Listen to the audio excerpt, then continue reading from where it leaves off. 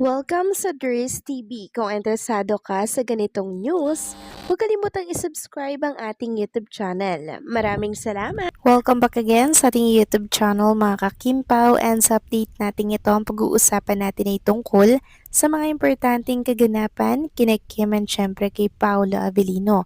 So ang pag-uusapan natin mga kakimpaw sa topic na to ay may kaugnayan po sa nag-back out dahil kay Kim and Paolo at hindi po kinaya ang milyones mga kakimpaw na ibabagsak for Kim and Paolo. Naku mamaya pag-uusapan natin ang lahat ng yan.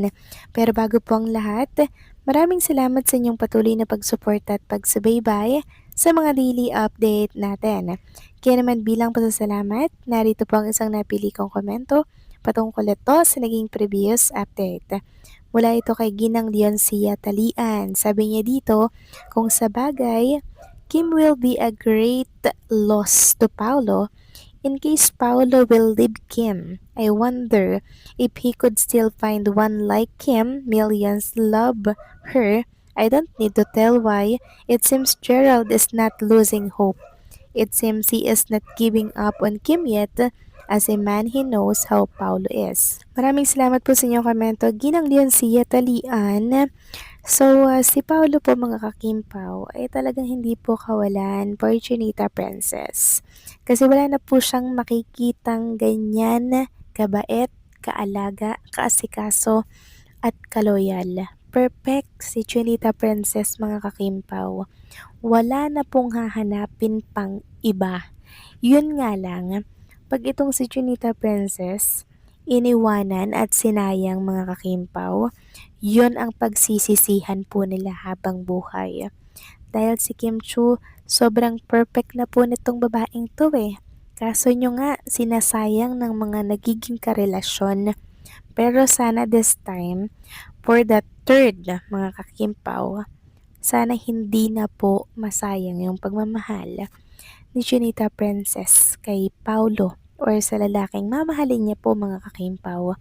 Sana ito na yung last kasi deserve ni Chinita Princess ng ultimate happiness.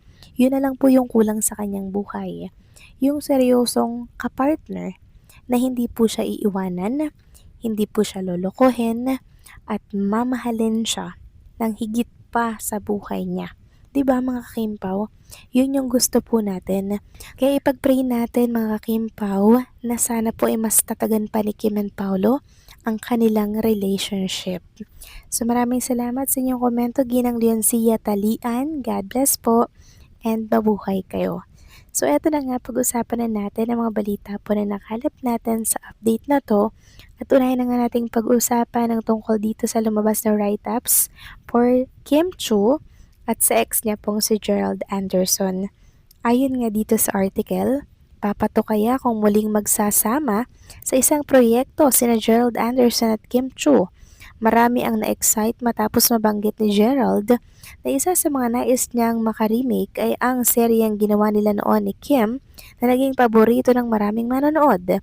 Dahil dito, muling nabuhay ang hiling ng ilang fans na makita ang dating tambalan ng dalawa sa telebisyon. Kung sakaling matuloy, handa ka bang suportahan ang pagbabalik tambalan ni na Gerald at Kim? Alam niyo mga kakimpaw, unang-una, si Chinita Princess na po ang hindi tatanggap sa project or sa proyektong yan. Dahil syempre ang awkward naman nun, di ba mga kakimpaw? Kaya kung merong fans na gustong magkatambal muli sila, syempre yung may katawan pa rin po ang masusunod dyan kung papayag ba siya, kung tatanggapin niya ba ito, 'di ba? Kasi kahit gusto po ng iba, kung may katawan ng ayaw, wala po yung power. And also okay na po tayo kay Paula Avellino mga kakimpaw. Hindi na po natin pa kailangan ng ibang kapartner or leading man ni Chinita Princess. Kasi okay na okay po ang tambalang #Kimpaw. Samantalang next topic naman, pag-usapan naman natin ang tungkol dito sa isa pang write-ups na kung saan talaga namang gumimbal sa buong nasyon. May kaugnayan po ito sa ibinagsak na halagang pera ng mga Kimpaw fans. Ayon nga dito, tila sigurado na ang pagwawagi ni Paula Avellino sa botohan para sa kategoryang Outstanding Asian Star sa hanay ng ibang Pinoy star na nominado rin para sa Seoul International Drama Awards. Kalat sa group chat ng iba't ibang fandom ng Kim Paulandia ang pagwawaldas ng pera ng isang sinasabing solid ni Kim at supporter ni din ng Kim Pao Love Team. Base sa nakuha naming resibo, tumataginting na 100,000 ang pinakwala ng isang panay sa kanyang kalaban para suportahan ang pagkakapanalo ni Paolo sa nasabing award sa Korea. Idinaan o ipinadala sa pamagitan ng GCash ang pera sa isang fan group ng Kim Pao. Ang plano ng grupo ay ibagsak ang buong amount kabilang na ang iba pang suporta sa huling araw ng botohan ngayong July. Ikinaloka nga ng ibang fanay ang halaga ng support. Ayon nga sa mga komento, ang laki naman yan, ang yaman talaga ng Kim Paulandia. Pero nagdulot naman ito ng diskusyon sa Kim Paulandia dahil nalaman nilang magbabagsak din ng malaking halagang ilang solid fan group ni Kim Chu para matiyak na mananalo ang kanilang alaga. Ang grupo na ito ay sinasabing hindi susunod sa panawagan ni Kim na ibigay ang suporta kay Paolo sa award na ito. Gusto nilang iluklok sa history si Kimi bilang kauna-unahang Pinay star na nasungkit ng 2 beses ang award sa SDA. Ang ilan sa mga nagpo-push kay Kimi ay mga panay ng una nitong love team na umaasang magkakabalikan pa ang kanilang mga idolo. So ito po yung milyones daw po na ibabagsak mga kakimpaw para po panalunin si Junita Princess at matalo sa botohan si Paolo Abilino. So grabe naman yun, 'di ba? Malulungkot na si Junita Princess mga kakimpaw. Kasi maging siya, na-request niya po talaga ni si Paolo po yung panalunin pero ang gagawin naman ng ilang Kimers ay si Paolo ang iluluklok. Medyo masakit yun kay Chinita Princess. At alam nyo ba mga kakimpaw, dahil nga po sa laki ng boto ni Paolo, meron na pong nag-back out na kalaban.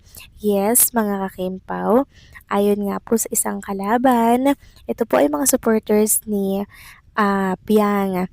Sabi dito, sad to say pero di na po namin ipupush yung sa Seoul International Drama Awards na pag-usapan po sa JDM ito, yung binigay kong funds na 10K as well sa iba pang mga nag-donate, ibabote na lang po ito kay Piang sa prom queen. Sobrang layo na at hirap ng habulin ng top 1. Madami pa naman tayong chance, malay natin next year nominado ulit. Pero ako, nagbo-vote pa din ako kahit papaano pinapaubos ko lang ang chamsim na hindi na binili ko. Paghandaan natin ito para sunod ready tayo, sana maintindihan nyo po. Then may nag-comment pa mga kakimpaw na yes, focus na lang tayo sa prom queen for Piang. Bawi na lang next year kasi ang hirap nahabulin ang Kimpaw. So nag-back out na po at sumuko na sila mga kakimpaw dahil sa init at lakas po ng suporta kay Paolo and kay Chinita Princess. At hindi po yun mangyayari kung hindi dahil sa inyo mga kakimpaw, dahil sa inyong pagsuporta at pagmamahal na inialay sa Tambalang Kimpaw. So paano mga kakimpaw, hanggang dito na lamang po ang update natin. Maraming salamat sa patuloy po na pagsuporta.